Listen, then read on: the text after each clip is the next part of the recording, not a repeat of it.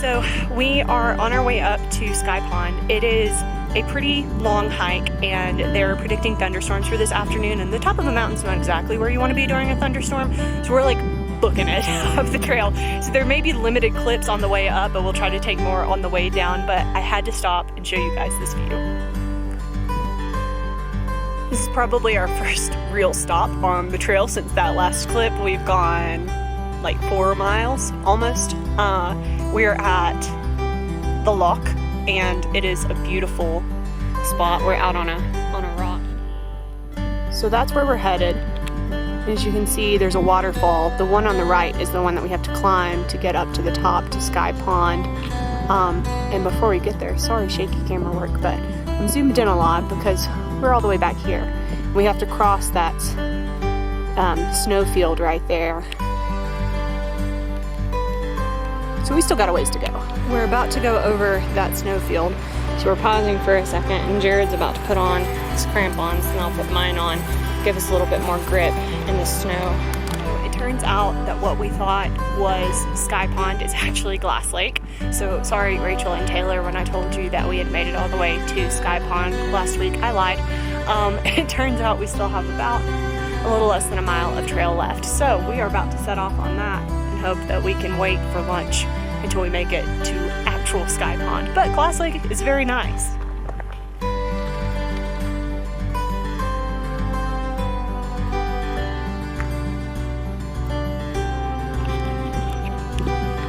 We made it. Sky Pond.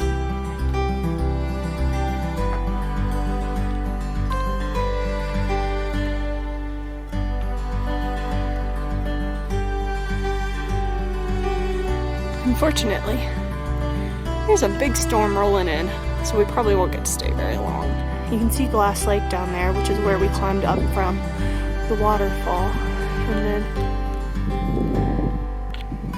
we're over here. Sky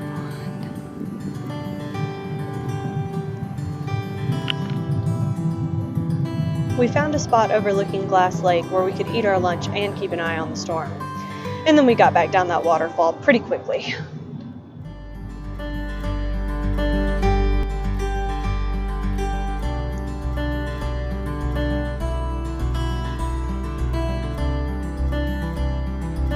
We weren't nearly as worried about the weather on our way back down, so we took our time and actually enjoyed the scenery, although we did get drizzled on a little bit.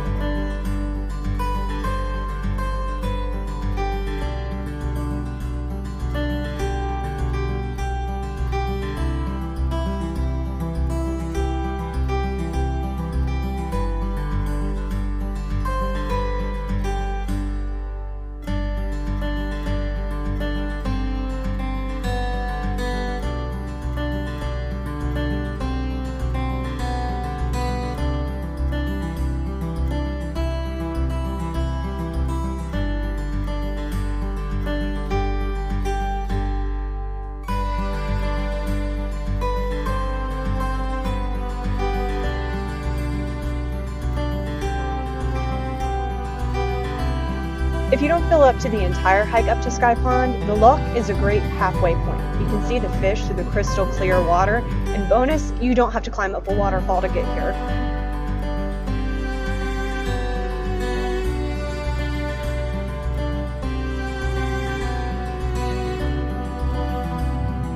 If you don't already own a pair of trekking poles, I would highly recommend them. They saved me from falling more times than I can count.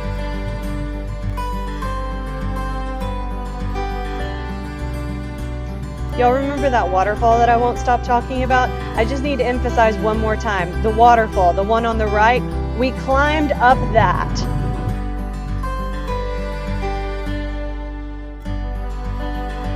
And we also crossed this snowfield.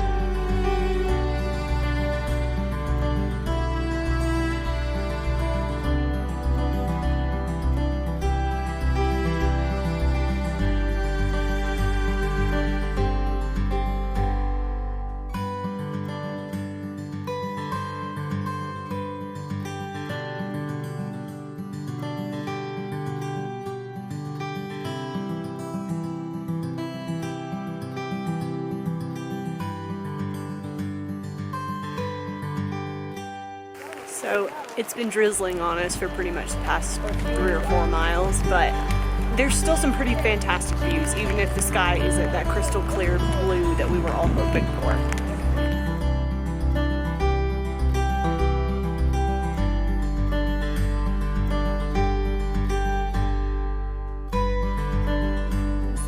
Finished up our first day at Rocky Mountain National Park yesterday. We'll be hitting Rocky Mountain again on the other end of our trip, coming back down from Montana, so that'll kind of break our drive up because it's a really long drive from Montana to Houston.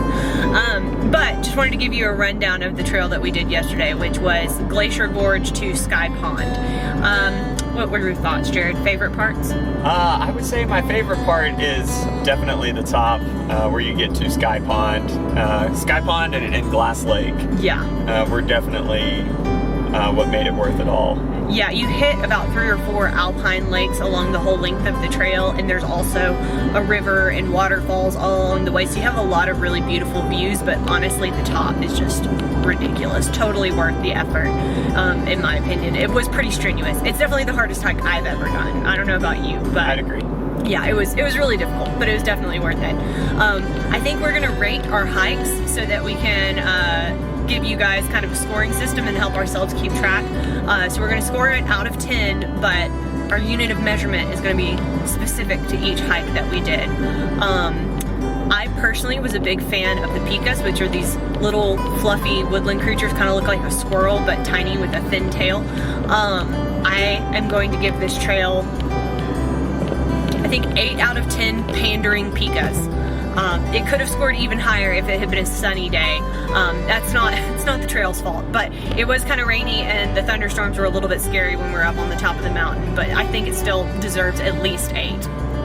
I'm gonna rate it a 9 out of 10 alpine lakes. It was really impressive there at the top. Rather ominous with storms rolling in, but it was really impressive. The stuff in the lower part of the trail was less interesting, but up there at the lakes was impressive. So good. So we're headed up to Grand Tetons now, and we will see you guys there. Thanks for tuning in.